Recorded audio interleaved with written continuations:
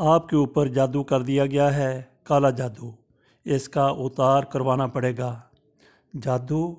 مگر عامل صاحب، میری تو کسی سے کوئی دشمنی نہیں ہے، مجھ پر کون جادو کر سکتا ہے؟ وہ بھی کالا جادو؟ مسز توقیر نے پریشان ہوتے ہوئے عامل شاہ مراد سے پوچھا تھا۔ میرا علم تو یہی بتا رہا ہے کہ آپ کے اوپر بہت ہی خطرناک قسم کا جادو کیا گیا ہے، اسی وجہ سے آپ کے کاموں میں بلا جواز رکاوٹ پیدا ہو رہی ہے، آپ کے کام بنتے بنتے بگڑ جاتے ہیں، گھر میں بے برکتی ہے، اولاد نافرمان ہو رہی ہے، شوہر سے انبن رہنے لگی ہے، خرچ میں بھی تنگی ہو رہی ہے، حالانکہ پیسہ بہت ہے۔ عامل صاحب کی زبان ایسے چل رہی تھی جیسے ٹیپ ریکارڈر کا بٹن آن کر دیا گیا ہو۔ مسز توقیر یہ سب کچھ سن کر بہت گھبرا گئی تھیں۔ واقعی ان کے ساتھ یہی کچھ ہو رہا ہے؟ مگر جادو کروایا کس نے؟ آپ یہ بتا سکتے ہیں؟ مسز توقیر نے پوچھا۔ نہیں، ہمیں یہ بتانے کی اجازت نہیں ہے، ہم آپ کو نام نہیں بتا سکتے، اس میں بہتری ہے۔ عامل صاحب نے دو ٹوک جواب دیا تھا۔ مگر عامل صاحب، مجھے یہ معلوم تو ہونا چاہیے کہ میرا دشمن کون ہے، ہو سکتا ہے وہ بظاہر میرا دوست بن کر مجھے نقصان پہنچا رہا ہو۔ میں نے آپ سے کہا نا کہ ہمیں اس کی اجازت نہیں ہے، ہم صرف دشمن کی نشاندہی کر سکتے ہیں، دشمن کا نام نہیں بتا سکتے، اس طرح دشمنی بلا وجہ اور بڑھے گی۔ یہ کوئی میرا دشمن بن گیا ہے؟ جو کوئی بھی میرا دشمن بن گیا ہے بلا وجہ کی دشمنی کر رہا ہے، کیونکہ میرے تو کسی سے بھی تعلقات خراب نہیں ہیں۔ پلیز آپ مجھے نام بتا دیں، میں اس سے کچھ نہیں کہوں گی، بلکہ کسی کو بھی کچھ نہیں بتاؤں گی، نہ لڑائی جھگڑا کروں گی، بس میں اس سے محتاط ہو جاؤں گی۔ مسز توقیر نے بڑی لجاجت سے درخواست کی تھی۔ عامل صاحب کچھ دیر سوچنے کے بعد پھر بولے، دیکھیں بی بی، ہمیں اس بات کی اجازت اپنے استاد سے لینی پڑے گی، اس کے لیے ایک خاص عمل کے ذریعے اپنے استاد سے روحانی طور پر ملاقات کرنی پڑے گی۔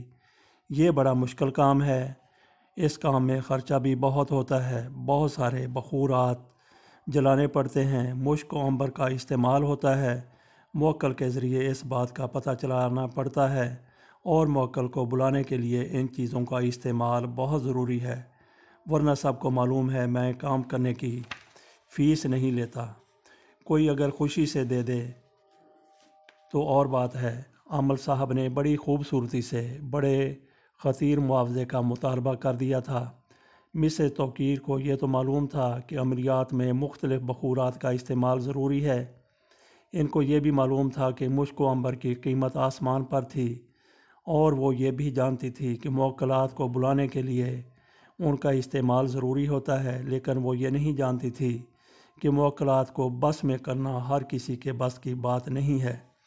یہاں تو ہر دوسرا آدمی عامل بن کر موکلات کو قبضہ کرنے کا دعویٰ کرتا نظر آتا ہے۔ تقریباً روزانہ ہی اخبارات میں ایسے اشتہارات پر نظر ان کی بھی پڑتی تھی جس سے اس طرح کے دعوے ہوتے تھے، ہر کام موکلات کے ذریعے منٹوں میں، جو چاہیں سو پائیں، ایک رات کے خاص عمل سے موکلات کے ذریعے ہر کام کروائیں۔ اپنی آنکھوں کے سامنے موکلات سے کام کروائیں۔ مسٹر توقیر کبھی ایسے اشتہارات پڑھ کر ہنستی تھیں کہ ہر کام منٹوں میں کرنے کا دعویٰ کرنے والے خود کیوں ایک معمولی سی جگہ پر بیٹھے ہوئے ہیں، اپنے آسودہ حال ہونے کا کام کیوں نہیں کروا لیتے؟ مگر آج وہ خود ایک عامل کے پاس اپنا مسئلہ حل کروانے بیٹھی تھی۔ آپ خرچہ تو بتائیں کتنا ہوگا؟ انہوں نے پھر پوچھا۔ بی بی، ہم کسی کو خام خواہ خرچے میں نہیں ڈالتے، آپ کے اصرار پر صرف اتنا بتا سکتے ہیں کہ آپ کے دشمنوں کا نام سین اور میم اور نون سے شروع ہوتا ہے۔ آپ کو نام کا پہلا حرف بتانے پر بھی ہمیں موکلات کی دعوت کرنی پڑے گی، گوشت کا صدقہ اور مٹھائی کی نیاز کرنی پڑے گی، تقریباً 2-2.5 ہزار روپیہ تو اسی میں خرچ ہوگا۔ اور اچھا چلیں، ٹھیک ہے، میں موکل کو بلانے کے لیے بخورات وغیرہ کا اپنے پاس سے انتظام کر لوں گا، میں دیکھتا ہوں شاید میرے پاس کچھ پڑا ہوا ہو۔ عامل صاحب نہ جانے کیا کیا بول رہے تھے، جبکہ مسز توقیر اپنے خیالوں میں تھیں۔ وہ تو سین میم اور نون کے چکر میں پھنسی یہ سوچ رہی تھیں۔ سین سے تو سحر کا نام شروع ہوتا ہے، اور سحر میری دیورانی ہے۔ بظاہر تو بھابھی کہتے زبان سوکھتی ہے اور اندر سے دشمنی کر رہی ہے، بڑی گھنی ہے۔ اور نون سے نجمہ میری نند ہے، ویسے اوپر سے یہ بھی بڑی اچھی طرح ملتی ہے، بہت پرخلوص نظر آتی ہے۔ اور ہاں، میم سے ملیحہ میری بھابھی، یہ تو شروع دن ہی سے مجھ سے جلتی ہیں۔ جب بھی میرے گھر آتی ہیں، میرے گھر اور سامان کو للچائی ہوئی نظروں سے دیکھتی ہیں۔ حسد ان کے لہجے اور نظروں سے صاف ظاہر ہوتا ہے۔ کئی بار کہہ چکی ہیں، بھئی تمہارا کیا ہے، تم تو خود بھی کماتی ہو، تمہارے میاں بھی اتنی اچھی پوسٹ پر فائز ہیں، تمہارا تو گھر بھی کرائے پر اٹھا ہوا ہے، تمہیں کس بات کی کمی ہے؟ وہ یہ نہیں دیکھتی کہ میں نے محنت کتنی کی ہے۔ میں نے تو شادی کے بعد بھی اپنی پڑھائی جاری رکھی، تعلیم مکمل کی، نوکری کی، اور پھر قرضہ لے کر اپنے گھر کی اوپری منزل بنوائی۔ اب کرائے پر اٹھایا ہے تو اس سے قرضہ اتار رہی ہوں۔ خود تو میرے بھیا کی کمائی پر عیش کر رہی ہیں، میری طرح محنت تو کر کے دکھائیں۔ ان کا ذہن بڑی تیزی سے چل رہا تھا۔ شک کا بیج جو عامل صاحب نے ان کے دماغ میں بویا تھا، وہ لمحوں میں تناور درخت بن چکا تھا۔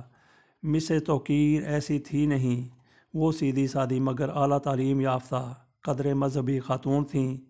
وہ ایک سیکنڈری اسکول میں معلمہ کے فرائض انجام دے رہی تھیں۔ وہ بڑی مطمئن زندگی گزار رہی تھیں۔ شوہر ایک تجارتی فرم میں مارکیٹنگ مینیجر تھے۔ ان کے 4 بچے تھے، 2 بیٹے اور 2 بیٹیاں، مگر ادھر کچھ عرصے سے ان کے مالی حالات خراب ہو رہے تھے، جس کی وجہ سے وہ سخت پریشان تھیں۔ ان کے شوہر کی فرم کچھ دنوں سے خسارہ میں جا رہی تھی، جس کی وجہ سے تقریباً 8 مہینے سے ان کی تنخواہ اسٹاپ بھی تھی۔ مسز توقیر کو اپنی تنخواہ سے گھر کا خرچہ چلانا پڑ رہا تھا، اس کے لیے ان کو کافی مشکل پیش آ رہی تھی۔ اسکول میں ٹیچرز آپس میں بے تکلف ہوتی ہیں، سب ایک دوسرے کے حالات سے واقف ہوتی ہیں۔ وہ آپس میں اتنی بے تکلف ہوتی ہیں کہ جو گھریلو باتیں سگی بہن کے سامنے نہیں کر سکتی، وہ اسٹاف سے کر لیتی ہیں، چاہے وہ سسرال کی شکایتیں ہوں یا میاں بیوی یا میاں کی بے وفائی یا لاپرواہیوں کا راز، سب ایک دوسرے پر عیاں ہوتا ہے۔ اس طرح سب آپس میں ایک دوسرے سے اپنے دل کی باتیں کر کے اپنی ٹینشن ریلیز کر لیتی ہیں، اور اس سلسلے میں سب ایک دوسرے کو مشورے بھی خوب دیتی ہیں۔ مسز توقیر کیونکہ اپنے گھریلو حالات کی وجہ سے خاصی پریشان تھیں، اس وجہ سے وہ چڑچڑی ہو رہی تھیں۔ وہ بچوں اور میاں سے بلا وجہ الجھ پڑتی تھیں۔ شوہر پہلے ہی پریشان تھے، اوپر سے بیوی کی بد مزاجی نے ان کو چڑچڑا بنا دیا تھا۔ دونوں اکثر بلا وجہ تکرار شروع کر دیتے۔ اس ٹینشن نے گھریلو حالات پر برا اثر ڈالا ہی تھا، اسکول میں بھی ان کی تدریسی ذمہ داریوں پر فرق پڑنے لگا تھا۔ ایک روز مسز توقیر کی زبانی تمام حالات سن کر ان کی ایک ساتھی ٹیچر نے ایک عامل صاحب کا پتہ بتایا تھا، اور ان کے عملیات کے ذریعے سے لوگوں کو ملنے والی کامیابیوں کے ایسے قصے سنائے تھے کہ وہ بھی اس بات پر تیار ہو گئی تھی کہ ایک بار ان عامل سے ملاقات کر لی جائے۔ اور یوں مسز توقیر اپنے میاں سے چھپ کر ان عامل صاحب کے پاس پہنچ گئی تھیں، جنہوں نے ان کو ایک نئی ٹینشن میں مبتلا کر دیا تھا۔ قصہ مختصر، بہت سوچ بچار کر کے انہوں نے اپنے پرس سے 2000 روپے نکال کر عامل کی طرف بڑھا دیے تھے۔ عامل صاحب نے ہزار کے 2 نوٹوں کو للچائی نظروں سے دیکھتے ہوئے بظاہر بے اعتنائی سے کہا تھا، بی بی اس پورے کام میں 5000 سے کم نہیں لگیں گے، اور اس میں میری کوئی فیس یا ہدیہ نہیں ہے، یہ صرف آپ کے کام کے لیے موکل کو بلانے کا خرچہ ہے۔ لیکن میں تو اتنے پیسے نہیں لائی ہوں، ویسے بھی آج کل میرے حالات ایسے نہیں کہ میں اتنی بڑی رقم خرچ کر سکوں، لیکن آپ کے لیے یہ بہت ضروری ہے، مگر میں بہت مجبور ہوں۔ آپ کا کام شروع تو کریں میرے میاں کی جو آپ کام تو شروع کریں میرے میاں کی جو تنخواہ رکی ہوئی ہے وہ آپ اپنے عمل سے نکلوا دیں، تو پھر میں آپ کو مزید رقم دے دوں گی۔ بی بی آپ اپنے شوہر سے کہیں کہ وہ باقی رقم کا انتظام کر دیں، عمل صاحب نے مشورہ دیا تھا۔ عمل صاحب میرے شوہر نہ تو عملیات وغیرہ کے قائل ہیں، نہ اس قسم کا کام وہ پسند کرتے ہیں، میں ان کے علم میں لائے بغیر یہاں آئی ہوں۔ لیکن بی بی پہلے یہ کام ہوگا تو آپ کے میاں کی رکی ہوئی تنخواہ ملے گی، اس کے لیے پہلے خرچ تو کرنا ہوگا۔ عمل صاحب نے مسز توقیر کو اپنے مطلب کی بات سمجھانے کی کوشش کی تھی، پھر کوئی سوچ کر کہنے لگے، آپ ایسا کریں کہ یہ رقم ایڈوانس میں جمع کروا دیں، میں کام شروع کرتا ہوں، آپ 2-4 دن میں انتظام کر کے باقی رقم دے دیجیے گا۔ ٹھیک ہے، مسز توقیر نے بے چارگی سے کہا، پھر اپنے خون پسینے کی کمائی 2000 روپے عمل صاحب کے حوالے کر کے چلی آئی تھی، اور دل میں یہ سوچ رہی تھی کہ عمل صاحب کو باقی پیسے اسٹاف سے قرض لے کر دے دوں گی۔ عمل صاحب کے آستانے سے گھر واپسی کے بعد مسز توقیر کے ذہن میں اپنی نند، دیورانی اور بھابھی کا نام گردش کرتا رہا، اور وہ دل ہی دل میں پیچ و تاب کھاتے ہوئے انہیں خوب برا بھلا کہتی رہی تھیں، مگر ان کو بھول کر بھی یہ خیال نہیں آیا تھا کہ سین سے ان کی بہن سائرہ کا نام بھی آتا ہے، اور میم سے ان کی والدہ معینہ کا نام بھی ہے، اور نعیمہ ان کی نانی ہیں جن کا نام نون سے شروع ہوتا ہے۔ اس کے علاوہ ان کی بہت سی سہیلیاں اور جاننے والیاں بھی ہیں جن کا نام سین، میم اور نون سے شروع ہوتا ہے۔ سب سے بڑی بات یہ کہ خود ان کا نام بھی منیرہ ہے جو میم سے شروع ہوتا ہے، مگر وہ روایتی حسد اور جلن جو سسرال والوں اور بھابھی سے ہوتی ہے اب اس کی بنیاد پڑ چکی تھی، ورنہ اس سے پہلے نند، بھاوج اور دیورانی سب سے خلوص کا رشتہ قائم تھا۔ یہ سب عمل صاحب کی باتوں کا کمال تھا جو پل بھر میں خلوص اور محبت ختم کر گیا تھا۔ عمل صاحب نے ٹوٹل 5000 کا خرچہ بتایا تھا، مگر وہ 3 ہفتوں کے اندر مسز توقیر کے تقریباً 20,000 روپے خرچ ہو چکے تھے، جو انہوں نے نہ جانے کس کس سے ادھار لیے تھے، مگر اس کے باوجود ان کے مسائل جوں کے توں تھے، بلکہ ایک اور مسئلہ قرض کا بھی ہو گیا تھا۔ وہ 3 مہینے یوں ہی گزر گئے 2-3 مہینے یوں ہی گزر گئے، نہ توقیر صاحب کے آفس کے مسئلے کا کوئی حل نکلا، نہ ان کے پیسوں کی ادائیگی ہوئی، بلکہ مسز توقیر مزید قرض میں پھنس گئیں۔ نہ جائے رفتن نہ پائے ماندن کے مستحق وہ عمل اور معمول کے چکر میں الجھتی چلی گئیں۔ ایک عمل سے کوئی فائدہ نہ ہونے پر ان کو کسی اور نے دوسرے عمل صاحب کا پتہ اس یقین دہانی کے ساتھ بتا دیا تھا کہ ان کے عملیات سے ان کا ذاتی طور پر اپنا فائدہ ہوا ہے۔ نئے عمل صاحب نے مسز توقیر کو صرف 4000 کا خرچہ بتایا تھا، وہ بھی قسطوں میں۔ انہوں نے تو مسز توقیر کو اپنے آستانے پر بھی نہیں بلایا تھا، بلکہ فون کے ذریعے تمام معاملات طے کر کے اپنے بندے کو ان کی طرف بھیج دیا تھا، جس کو مسز توقیر نے اپنے گھر کے بجائے اپنے اسکول میں بلوایا۔ ان عمل صاحب نے ان کو صرف 2 ہفتوں کا ٹارگٹ دیا تھا، جس میں ان کے سارے کام سنور جانے تھے۔ ان کو یہ یقین دہانی کرا دی گئی تھی کہ میرے عمل کے بعد آپ کے میاں کی رکی ہوئی تنخواہ ان کی ترقی کے آرڈر کے ساتھ مل جائے گی۔ یوں مسز توقیر نے عمل صاحب سے ایک نئی امید باندھ لی تھی۔ لیکن دلچسپ بات یہ ہے کہ مسز توقیر کے شوہر جن کے لیے عملیات کروائے جا رہے تھے، ان کے فرشتوں کو بھی خبر نہیں تھی کہ ان کی بیگم صاحبہ کیا کمالات کر رہی ہیں۔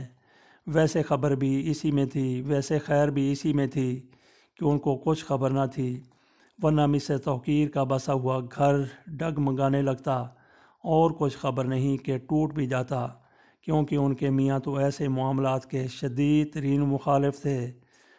ان کے لیے یہ ناقابل معافی غلطی ہوتی، وہ بیوی کو کبھی معاف نہیں کرتے۔ توقیر احمد کے آفس کے حالات تو خراب تھے ہی، ان کے گھر کی حالت بھی خراب ہو رہی تھی۔ مسز توقیر کا زیادہ وقت اور پیسہ اب ایک اور نئے عامل صاحب کے چکر میں خرچ ہو رہا تھا۔ اب تو جب دیکھو موبائل پر ہدایات، مطالبے اور مشورے ہوتے۔ ان معاملات کے باعث وہ گھر سے دور ہوتی جا رہی تھیں۔ جب گھر کی مالکن گھر سے جب بیگانہ ہو جائے گی تو گھر کی حالت بگڑنے ہی لگے گی۔ ان حالات میں توقیر صاحب کو اور بھی زیادہ پریشان کر دیا تھا۔ ٹینشن اور ڈپریشن نے ان کو بہت زیادہ چڑچڑا بنا دیا تھا۔ ان حالات میں بجائے اس کے کہ وہ شوہر کی پریشانیوں کو شیئر کرتیں، بس میاں سے شکایتوں کا سلسلہ جاری رہتا۔ گھر میں عجب نحوست اور سوگواری کی فضا چھا گئی تھی۔ ان حالات کی وجہ سے بچے بھی پریشان تھے، سو ان کی تعلیمی مصروفیات پر بھی بہت برا اثر پڑا۔ اسکول سے شکایتیں آنے لگیں اور دونوں میاں بیوی کو لڑائی کا ایک اور ایشو مل گیا۔ دونوں ایک دوسرے کو ذمہ دار ٹھہرانے لگے تھے۔ مسز توقیر کو اب عامل حضرات کو پیسے دینے کے لیے ساتھی ٹیچروں سے بھی قرض ملنا بند ہو گیا تھا۔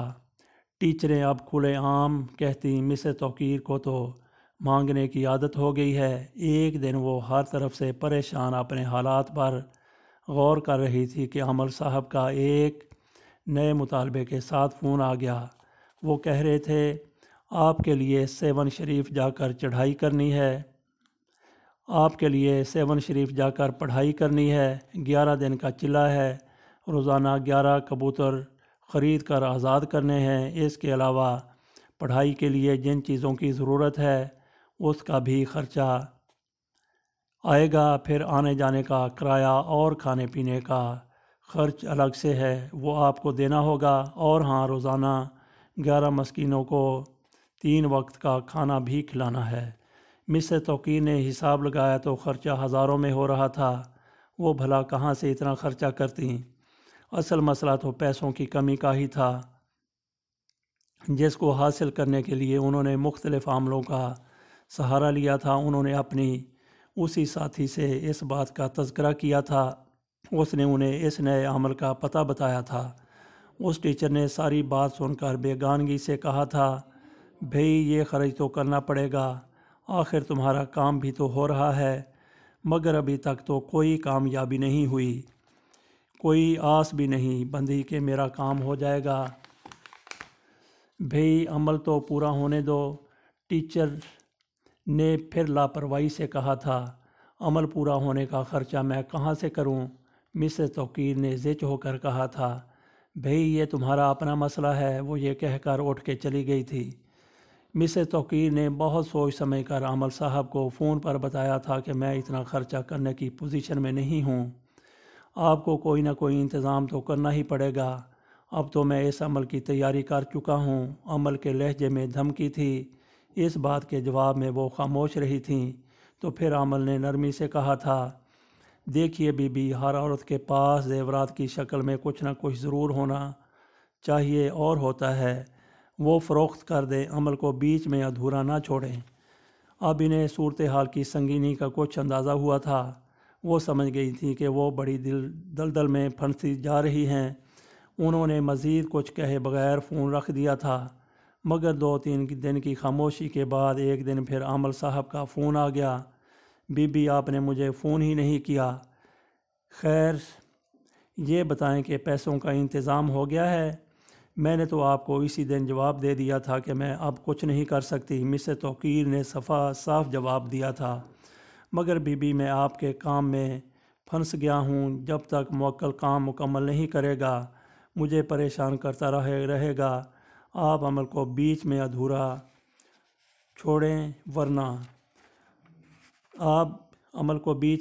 نہ چھوڑیں ورنہ مگر میرے لیے اتنا خرچہ کرنا ناممکن ہے، نہ میرے پاس زیورات ہیں جو فروخت کر دوں، اور اگر ہوتے تب بھی میں نہیں ایسا کر سکتی تھی۔ बीबी आप मुझे क्यों फंसा रही हैं? देखें आपके पास गाड़ी भी तो है, वो फ़रोख्त कर दें। ये बात सुनकर तो मिसेस तौकीर उछल पड़ी थीं। उनको कैसे मालूम हुआ कि शौहर की गाड़ी मेरे नाम पर है? वो दिल में सोचते हुए बोली थीं, ये भी नामुमकिन है। तो फिर बीबी आप ऐसा करें, मकान भी तो आपका अपना है, इसके कागजात पर कर्ज़ा ले लें। आजकल बैंक से बड़ी आसानी से कर्ज़ा मिल जाता है। अब तो मिसेस तौकीर का सब्र जवाब दे गया था। उन्होंने बड़ी सख्ती से कहा, आप आमिल हैं या ठग? कैसी बातें कर रहे हैं? मुझे आपसे काम नहीं करवाना, बस अब ये मामला ख़त्म कर दें। मैं काम शुरू करके बीच में नहीं छोड़ सकता, आपको ये ख़र्चा उठाना ही पड़ेगा। आमल ने धमकी आमेज़ लहजे में कहा, मैं आपका ये नंबर अपने शौहर को दे रही हूँ, वही अब आपसे बात करेंगे। मिसेस तौकीर ने यह कहकर फ़ोन बंद कर दिया था और फिर इस सिम को ही निकाल कर फेंक दिया था जिससे वो आमल हजरात से रब्ता करती थीं। इसके बाद उन्होंने वज़ू करके 2 रकत नफल पढ़ने के बाद अल्लाह से माफ़ी मांगी और उसका शुक्र अदा किया था कि उसने उन्हें इन झूठे आमलों के चक्कर से निकाला और इज़्ज़त रह गई। वरना अगर तौकीर साहब को इस बात का पता चल जाता तो पता नहीं क्या होता। इससे आगे उनमें कोई सोचने की हिम्मत नहीं थी। ये ही काफ़ी था, अल्लाह ने उनको सीधी राह दिखा दी थी। इसके बाद मिसेस तौकीर ने एक अल्लाह वाले के कहने पर 5 वक्त की नमाज, इस्तग़फ़ार और दुरूद और कलमा की तस्बीह पढ़ना अपनी आदत बना ली थी। वो रोज़ाना इशा के बाद 2 रकत नफल हाजत की पढ़ती और अपने हालात सुधरने और अपनी ज़िंदगी में आसानी की दुआएं करती। मिसेस तौकीर के घर की ऊपरी मंजिल पर 2 कमरे बने थे। उन्होंने तौकीर साहब की इजाज़त से अपनी एक साथी टीचर को ऊपर वाला पोर्शन किराए पर दे दिया था, तो कुछ इजाफी आमदनी होने लगी थी। फिर गवर्नमेंट ने नई टीचर्स का स्केल रिवाइज़ किया तो उनकी तनख्वाह भी बढ़ गई और फिर अल्लाह के करम से रफ्ता रफ्ता उनका कर्ज़ भी अदा हो गया। और फिर एक रोज़ तौकीर साहब खुशी खुशी घर आए और बीवी बच्चों को ये खुशखबरी सुनाई कि उनकी कोशिशों से कंपनी को एक मल्टीनेशनल क्लाइंट मिल गया है। अब हमारी कंपनी यूँ समझो कि फिर अपने अरूज पर और कामयाबी के दौर की तरफ सफ़र करेगी। जब हमारी कंपनी के हालात ख़राब थे तो बहुत से लोग उसे छोड़कर चले गए थे, मगर मैंने उनका साथ नहीं छोड़ा था। मेरे इस काम और अमल से खुश होकर मालकान ने मुझे और तरक्की दे दी थी और आइंदा 1-2 रोज़ में मुझे नए ओहदे की तनख्वाह मैं साहब का बकाया जात अदा कर दिए जाएंगे। मिसेस तौकीर ये खुशखबरी सुनते ही फ़ौरन शुक्राने के नफल अदा करने लगी थी। सच है, अल्लाह बड़ा बेनियाज है। वो अपने बंदों को जब चाहे जैसे चाहे नवाजता है। वो अपने बंदों को तरह तरह से आज़माता है। जब बंदा आजमाइश पर पूरा उतरता है तो फिर उसको नवाजता भी खूब है।